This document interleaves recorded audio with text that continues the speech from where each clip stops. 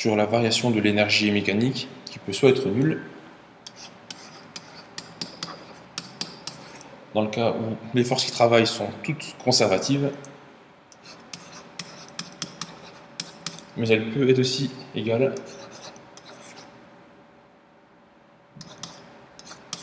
aux différents travaux de ces forces si ces forces ne sont pas conservatives, donc non conservatives, comme les frottements ou une force de traction par exemple.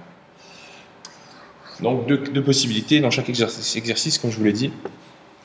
On sera soit dans le premier cas, soit dans le second cas. Il faudra écrire l'expression complète et retrouver l'une ou l'autre des grandeurs, toutes les autres étant connues. Alors dans cet exercice, d'abord regardons juste l'énoncé. On apprend que la balle est lancée verticalement, on nous donne sa masse. On a l'altitude de départ ZA, l'altitude d'arrivée ZB. Et surtout, on néglige les frottements de l'air. Donc si on néglige les frottements de l'air, c'est qu'a priori, la seule force non conservative qui devait agir, les frottements de l'air, ne travaille pas, vu qu'elle n'agit pas du tout. Et que donc on se trouve dans le premier cas, delta EM égale 0, toutes les forces qui travaillent sont conservatives. Donc on sait toujours que dans ce type d'exercice, à un moment ou à un autre, il faudrait écrire delta EM égale donc 0 ici. La particularité de cet exercice, c'est qu'on détermine d'abord l'énergie mécanique en un point, puis dans un second point, et on écrit la variation ensuite qui correspond à la différence de ces deux énergies mécaniques. Donc dans la première question, donc la balle quitte la main au point A. Donc on connaît ZA qui vaut 1,50 m.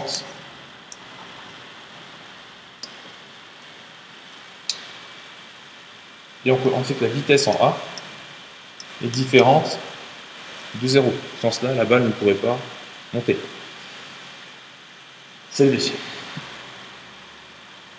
Donc l'énergie mécanique en A, c'est toujours l'énergie cinétique en A plus l'énergie potentielle de pesanteur en A.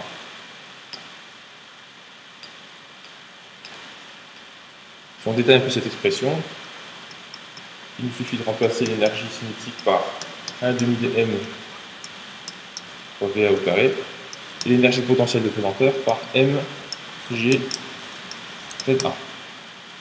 Nous avons ainsi répondu à la question 1 dans laquelle on ne nous demande que l'expression. Donc, rien de numérique. Il est préférable de garder des expressions littérales le plus longtemps possible pour s'éviter toute erreur de manipulation de chiffres, de nombres. Question 2. À nouveau, c'est l'expression de l'énergie mécanique lorsque la balle atteint le point le plus haut. Donc là, c'est le point B. Pour que l'on sait que ZB vaut 5 mètres. Et on sait également que la vitesse en B sera égale à 0, elle sera nulle. Pourquoi?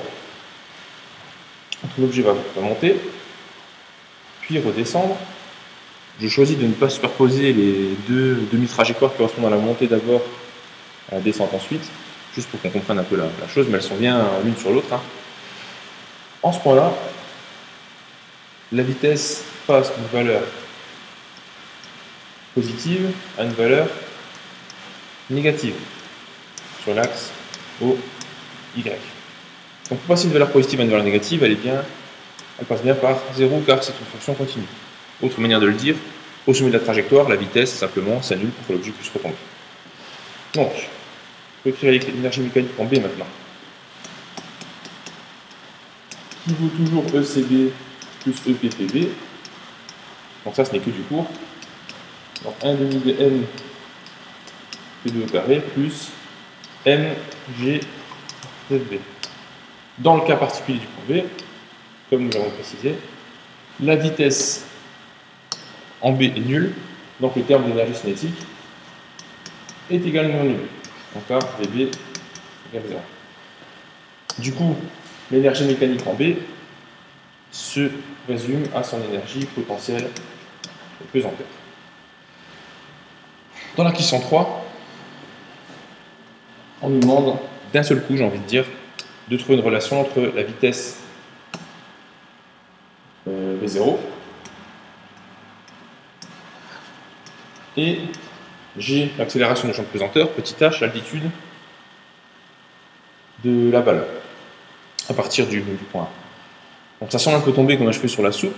Donc c'est à ce moment-là qu'il va falloir utiliser donc, ce delta EM qui est ici nul. Donc voilà, l'idée que vous devez avoir, c'est de vous dire, là on me demande de déterminer l'expression de la vitesse. La seule technique que je puisse utiliser ici, c'est la variation d'énergie mécanique qui va être égale à 0. Et de cette variation d'énergie mécanique, il va certainement rester qu'un seul terme non connu, qui sera V0.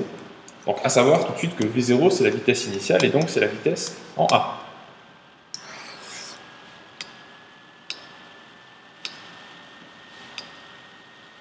Donc si on écrit delta EM, c'est EM en B moins EM en A. Donc toujours arrivée moins départ. Donc ce qui nous fait 1,5. Dans ce terme n'existe pas. Pour l'énergie mécanique en B, mgzb. Donc moins 1,5 N de A carré plus mgza. Donc faites attention en développant, en ouvrant la parenthèse, à bien affecter le signe moins aux deux membres de la somme. Donc on a moins 1,5 de n v0 carré, parce que v0 est égal à va, plus mg zb moins mg za. Delta EM, donc c'est le membre ici, c'est égal à 0, comme dit précédemment.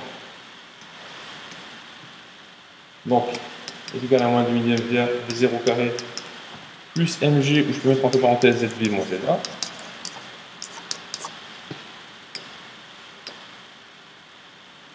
Donc en passant ce terme de l'autre côté, je l'additionne en face. Donc on a 1,5 de m v0 carré qui vaut mg zb moins za. Je vais isoler mon v0 carré, donc je multiplie, il est multiplié par 1,5 ici.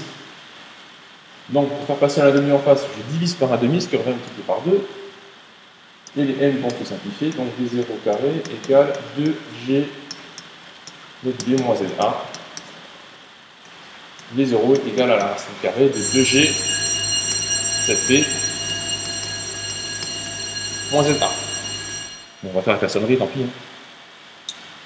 Et on reconnaît finalement pratiquement l'expression donnée, à la différence que nous avons zb moins za au lieu d'avoir petit h.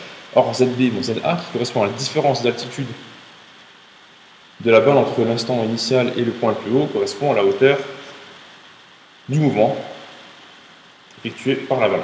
Donc on trouve bien l'expression demandée. Je vous laisse trouver vous-même le résultat numérique, en sachant qu'il faudra bien faire attention aux chiffres significatifs. Donc, on en a 2 pour ZB, 3 pour ZA. La masse n'intervient pas, c'est tout ce qui nous reste. Pour petit g, on en a également 3. Donc il faudra à la fin garder 2 chiffres significatifs. Donc si vous voulez le résultat numérique, soyez présent en classe et vous l'aurez.